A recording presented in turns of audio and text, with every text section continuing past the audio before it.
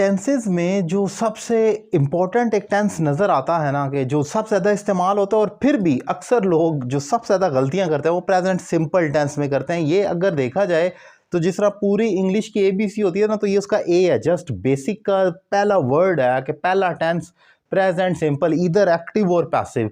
लेकिन सबसे important tense है, क्या शो करता है ये प्रेजेंट रूटीन को शो करता है। कोई रूटीन जो डेली बेसिस पर आप परफॉर्म करते हैं, डेली हैबिट, ऐसी हैबिट आपकी आदत, कोई काम जो आप करते हैं ऑलमोस्ट डेली करते हैं, एक रेगुलर इंटरवल से करते हैं। फॉर एग्जांपल अगर मैं कहता हूं कि मैं इंग्लिश की क्लासेस अटेंड करता हूं, तो इसका मतलब है मैं स्टूडेंट हूं और ये मेरा रोज का काम है, करता हूं।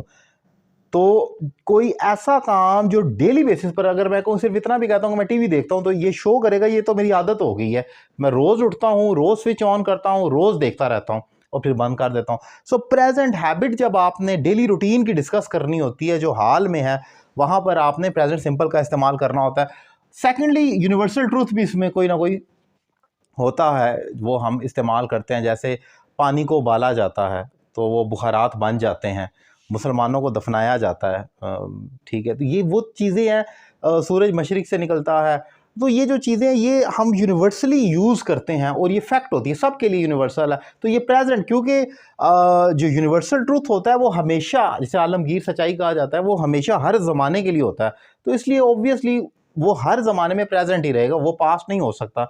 अगर मैं कहूँ कि अल्लाह एक है, तो ये कभी नहीं कह सकता कि अल्लाह एक था, अल्लाह एक होगा, ऐसे नहीं है और हमेशा रहेगा। तो इसलिए अल्लाह एक है, ये यूनिवर्सल ट्रूथ है। गॉड इज़ वन अगर कहना है हमने, तो हमेशा एक जैसे रहेगा। तो ये इन तीन चीज़ों पर फॉल करता है। अब जरा इसका स्ट्रक्चर देखते हैं। आम तौर पर उर्दू में तो वो आपने मेरे दीगर बहुत सारे टेंसेस में देखा होगा, इसकी आइडेंटिटी आती है, ता है, तियते, वो भागता है, लड़ता है, खाता है वगैरह।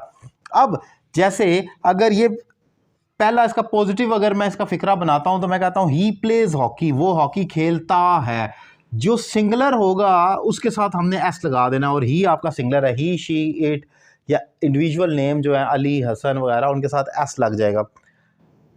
स्टूडेंट इसमें गलती करते हैं तो उनको मैं हमेशा समझाने के लिए ना एक देसी सी ट्रिक देता हूँ कि आसान करने के लिए मैं उनको, क्योंकि वो भूल जाते हैं कि सिंगुलर के साथ एस लगाना है या प्लूरल के साथ लगाना है, तो वो मैं उसको समझाने के लिए एक देसी सी ट्रिक देता हूँ।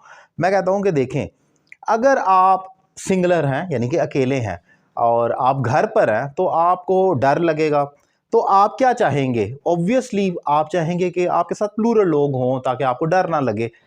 यानी कि जब आप सिंगुलर हैं तो आपको डर लगता है तो आप एस ले लेते हैं। जैसे ही सिंगुलर है तो उसको डर लगता है, वो अकेला है ना, तो अकेले को डर लगेगा हमेशा, वो सिंगुलर को एस या ई एस चाहिए होगा। लेकिन अगर आप प्लूरल हैं, फॉर एग्जांपल आप हैं, आपका भाई है, दोस्त है, पेरेंट्स हैं, और भी बहुत सारे लोग हैं, तो आप ऑलरेडी प्लूरल हैं, तो फिर आपको इस एस नामी फ्रेंड की कोई ज़रूरत नहीं है, तो आप नहीं लगाएंगे। एक सिंपल सी लॉजिक समझाने के लिए कह रहा हूँ, ज़्यादा इसमें ये कोई इंग्लिश से इसका किसी बुक में नहीं लिखा हुआ, ये आपको अपने देसी से टोटका एक दे रहा हूँ। तो बस याद रखें, जो सिंगुलर है ना उसको डर लगेगा तो एस लगना है, और प्लूरल के साथ नहीं लगना। अगर मैं कहूँ दे प्ले हॉकी, तो फिर एस नहीं लगेगा।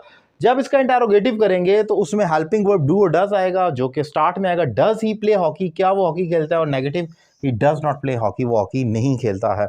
याद रखें, प्रेजेंट सिंपल के पॉजिटिव में हमें हेल्पिंग वर्ब कोई नहीं मिलता, तो इसलिए हम डू और डज लेकर आते हैं बाहर से।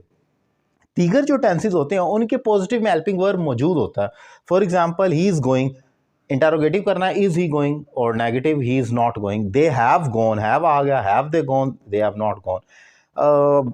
She had helped me, had she helped me, she had. तो मतलब had, has, have, is, am, are, कुछ ना कुछ आपको पॉजिटिव में मिलता है, स्वाय पास सिंपल के और इस टेंस के, जिसके पॉजिटिव में कोई हेल्पिंग वर्ब नहीं होता। तो हम डू और डज लाते हैं, सिंगुलर के साथ डज आएगा और प्लूरल के साथ डू आएगा।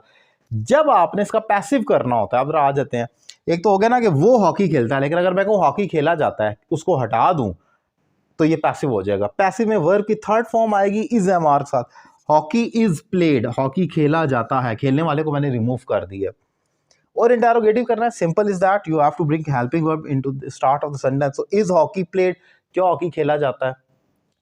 याद रखें कि जब आपका सब्जेक्ट मौजूद होगा तो उसको एक्टिव कंसिडर किया जाएगा, और जब आप, जैसे वो हॉकी खेलता है, वो को निकाल दिया, हॉकी खेला जाता है, ये पैसिव हो गया आपका।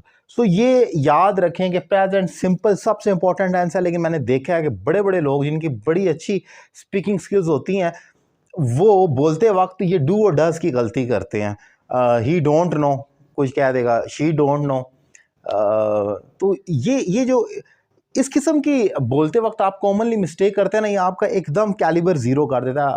पता लगता है कि इस बंदे की बेसिक्स ही नहीं ठीक, क्योंकि ये पहला टेंस है इंग्लिश का और उसमें डू डज का इस्तेमाल है। अगर आपको ये डू और डज का बेसिक में आप गलती कर रहे हैं बोलते और लिखते हुए, और आप कहते हैं नहीं नहीं बोलते वक्त ग्रामर नहीं देखी जाती और डू की जगह डज कर देते हैं, तो ये देखी जाती है।